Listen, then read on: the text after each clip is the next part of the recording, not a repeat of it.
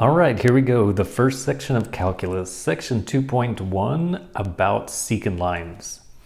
So suppose that you have some function, and I'm just going to make a simple function right here. That's going to be called f of x. And then you have 2 points.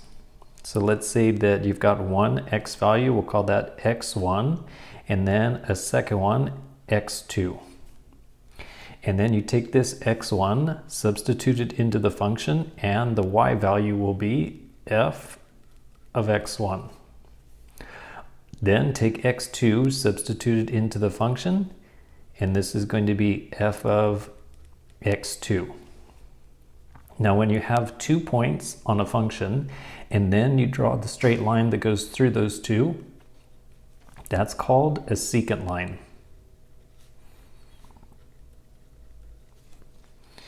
And then the next thing we're going to do is find the slope of the line. And as you may remember from algebra and or pre-calculus, to find the slope you subtract the two y values, you subtract the two x values, and then you divide those with the y values going on top.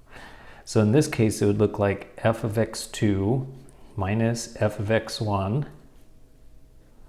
divided by x2 minus x1. And the slope tells you how fast, in this case, how fast it's going up. So going from this point to this point, not only is it going up, but we can even tell how fast it's going up.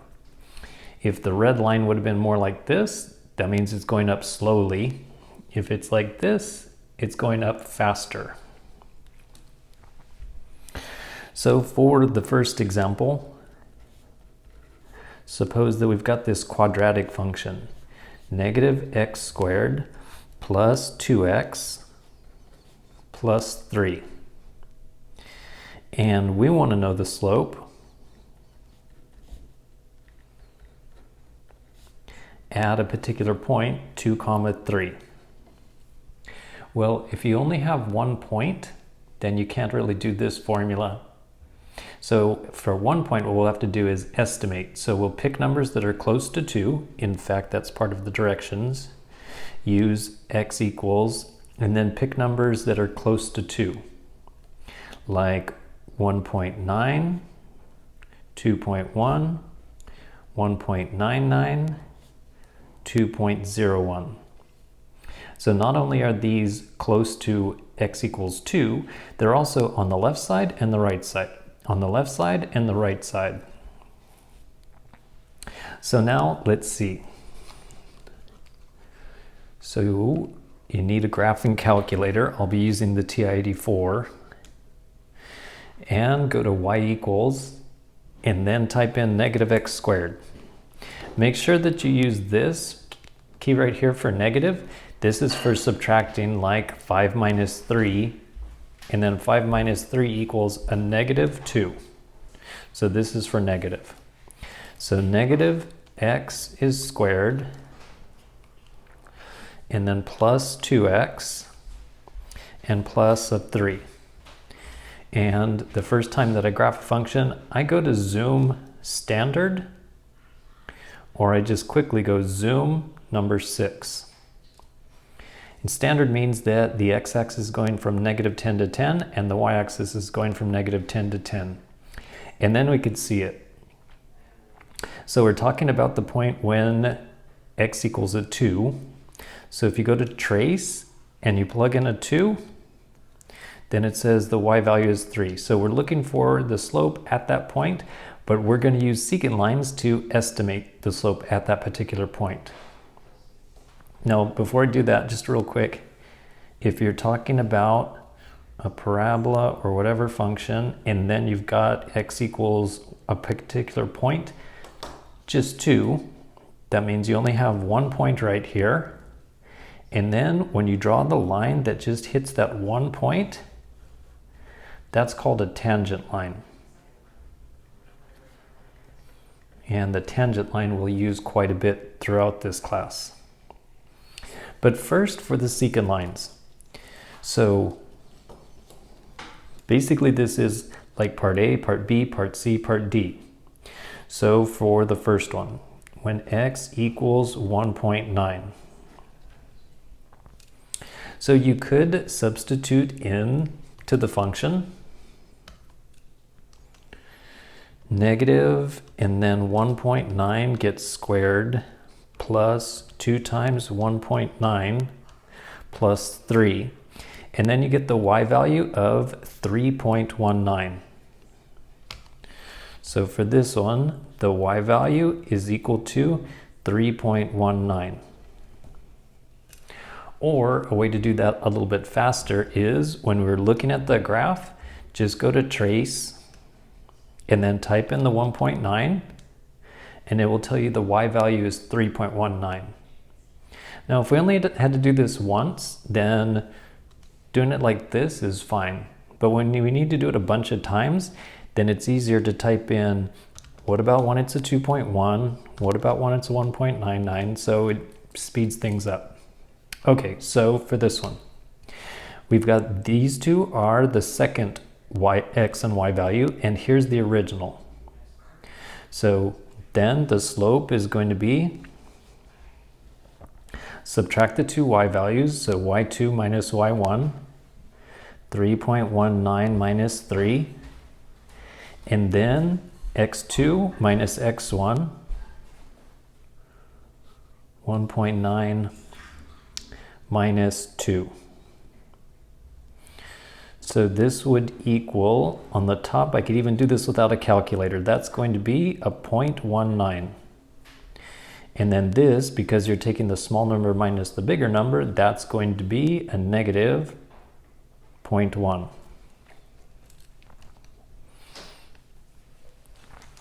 So a 0.19 divided by a negative 0.1 is equal to negative 1.9.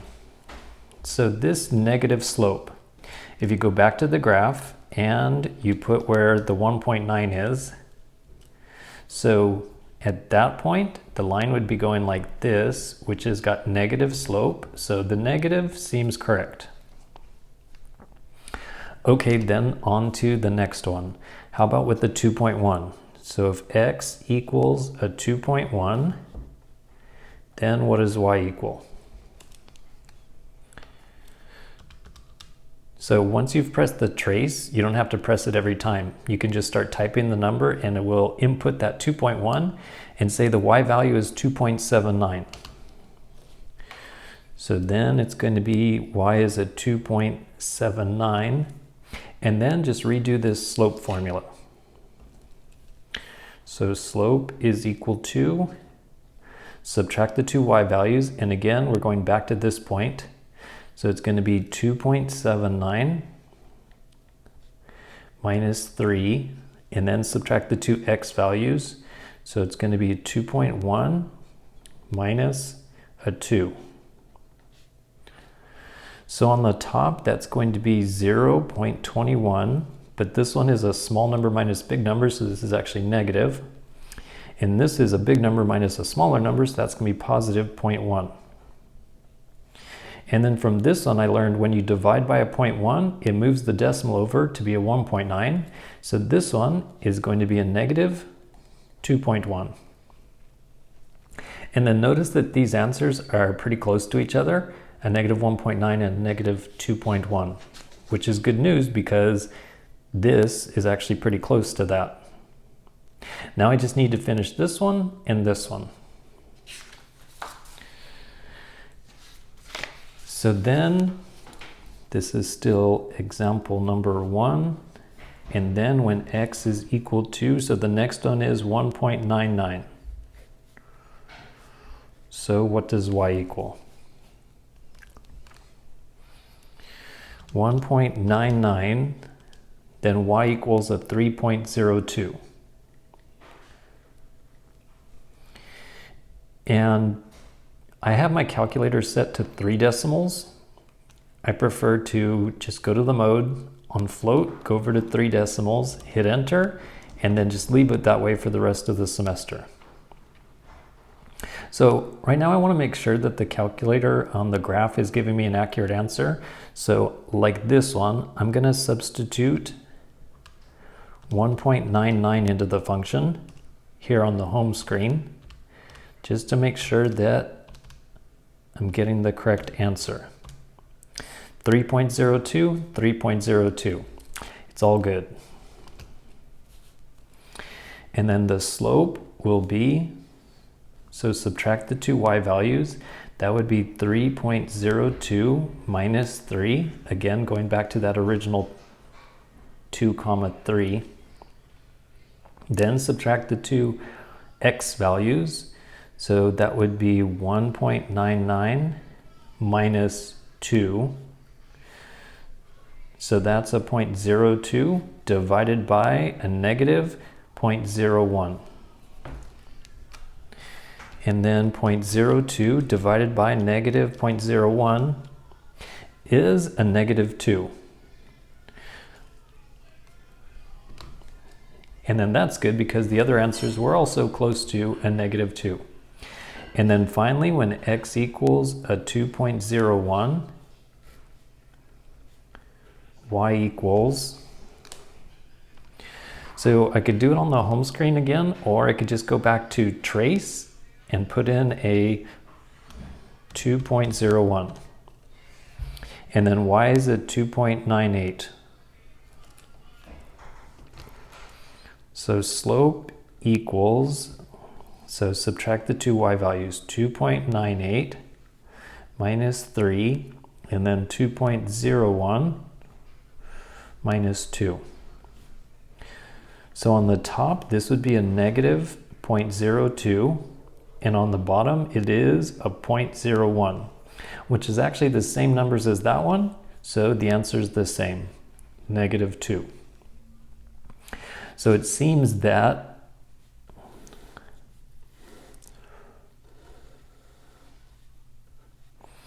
over here at 2, x equals 2, and then if we were to draw that tangent line so that it hits just that one point right there, so this one said the slope is negative 2, this one said the slope is negative 2, so it looks like the slope of the tangent line equals negative 2.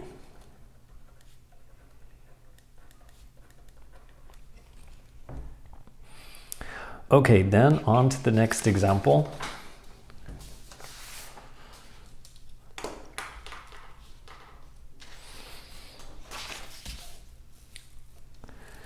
So for example number 2,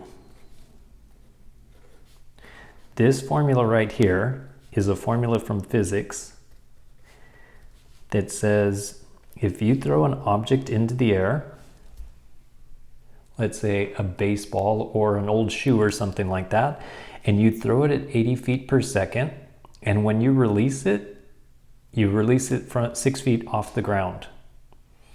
Then this formula right here will tell you the height after t seconds. So this is height in feet after t seconds. So find the average velocity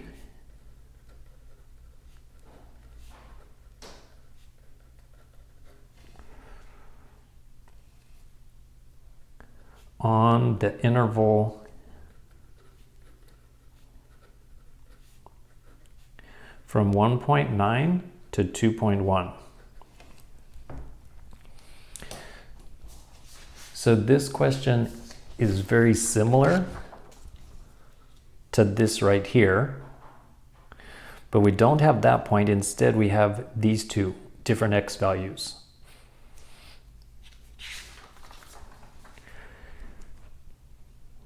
Although in this example, our variable is t. So this is t number 1 and this is t number 2.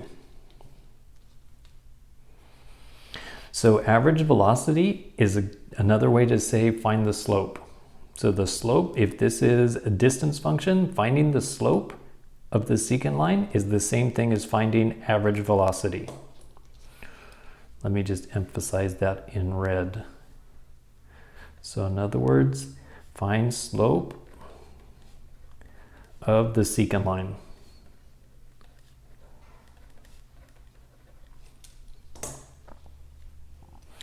So slope is equal to, So we would need to substitute in the 2.1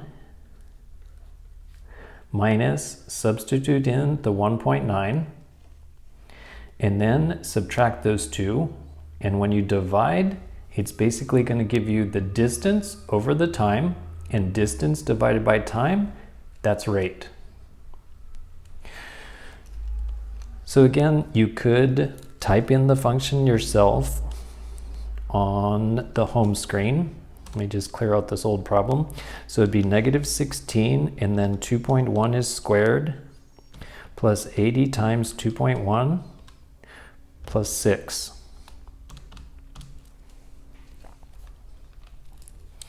So this is a height of 103.44 feet off the ground. And one good thing with doing it on the home screen is you can just put second and then enter, and it'll give you your last entry. And then you could just back up and change this to a 1.9 and change this to a 1.9. And at that moment, it would be 100.24 feet off the ground. And when you subtract these two, that's going to be a 0.2 seconds.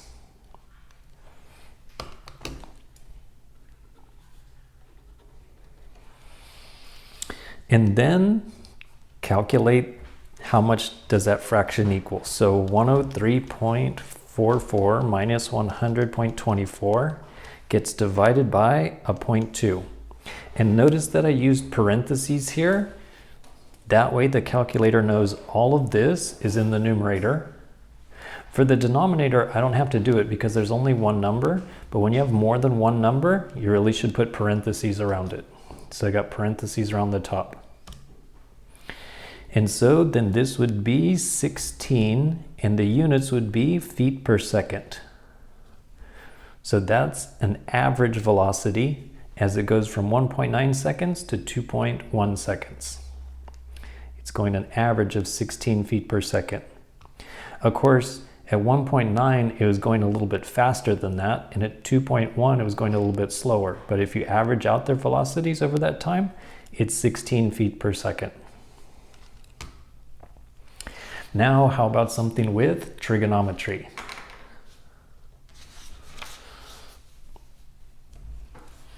Example number 3. So the function is going to be sine of x. And then estimate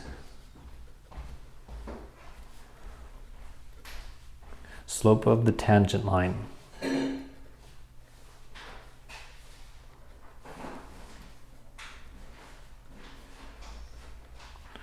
When x is equal to pi over 2. So, as I'm sure you remember, the graph of sine starts at 0, 0. It goes up to a height of 1.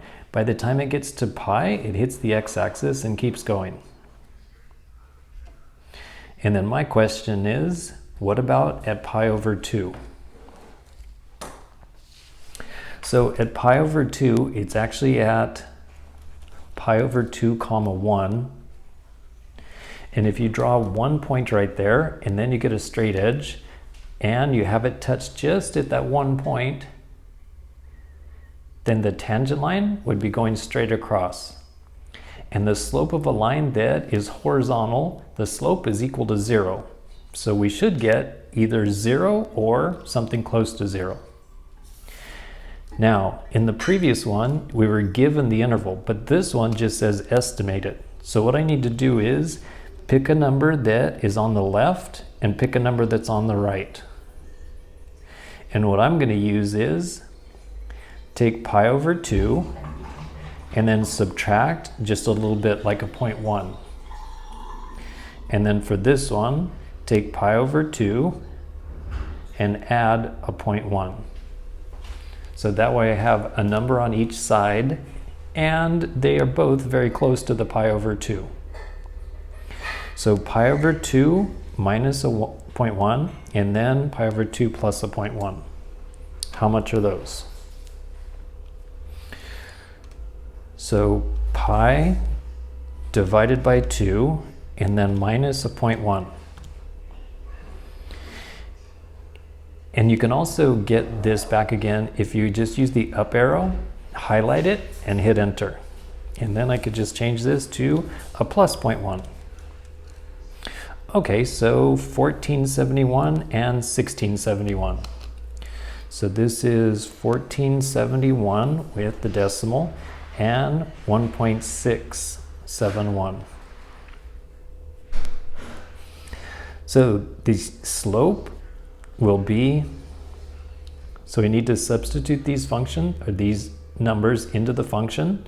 So it's going to be sine of 1.671 minus sine of 1.471.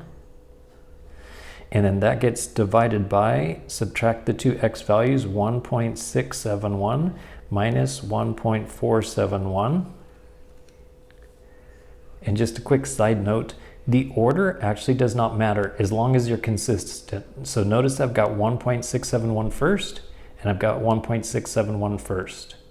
If you switch them and you put the 1.471 first, then you have to switch this one and put the 1.471 first, and you will get the same answer. So let's type this into the calculator.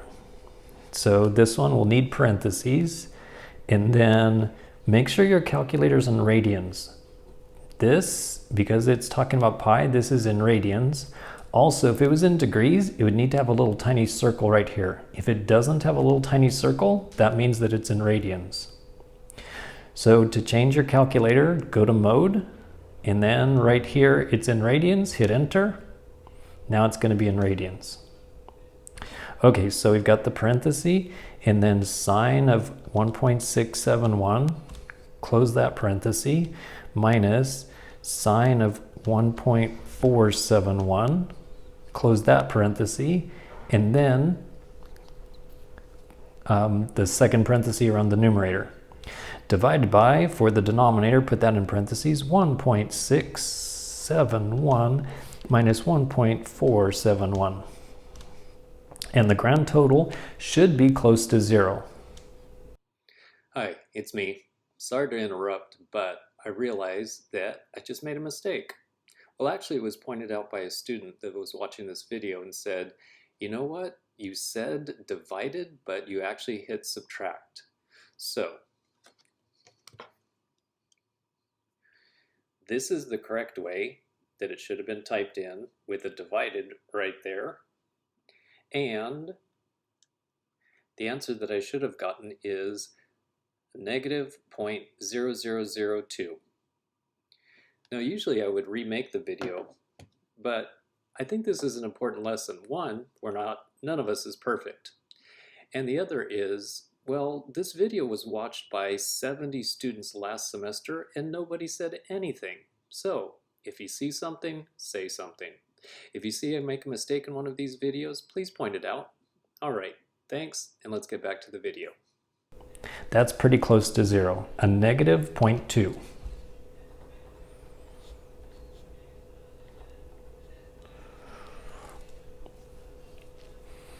Okay, then on to the last example. And that is, what if you were not given the function? I mean, you weren't given an explicit formula like y equals sine of x or negative x squared plus 3x plus 2. So for example number 4, you're only given a bit of information about the function, and that information goes like this. So it's a little table of values. So there's time, and then there's miles. And what I was imagining is, what if you were driving? After 1 hour, you had gotten to 48 miles. After 2 hours, you had driven a total of 105 hours. Excuse me. After 2 hours, you had gotten to a total of 105 miles. 3 hours, your total is 165 miles away from home. And after 4 hours of driving, you're 212 miles away. So this includes stopping for gas, etc. And then the directions are estimate the velocity over each 1 hour interval. So you ended up driving for 4 hours. Then for each hour, how fast were you going? Well, the first one is actually very easy because that's 48 miles in 1 hour. So for the first hour, that would be 48 miles an hour. So for the first hour, that is just 48 miles. And I forgot to label it, but this is in hours. I was saying it, but it's 48 miles for 1 hour. So that means 48 miles per hour. So either the person is a very cautious driver, or perhaps there was traffic or something like that. Then for the second hour, so now just find the slope. So subtract the two y values, subtract the two x values. So it's going to be 105 minus 48 over 2 minus 1. So a 105 minus 48, that's 57. And of course the bottom is just 1. So for the second hour, they averaged 57 miles an hour. For the third hour, so going from here to here, that's going to be 165 minus 105, and then 3 minus 2. Well, I can see a 165 minus a 105, that's going to be 60, and this is 1, so 60 divided by 1 means that they were averaging 60 miles an hour. And then finally for the fourth hour, so going from here to here, that'll be a 212 minus 165 over 4 minus 3. And a 212 minus 165, that's 47 divided by 1, so 47 miles per hour. And that's it. We're now done with section 2.1.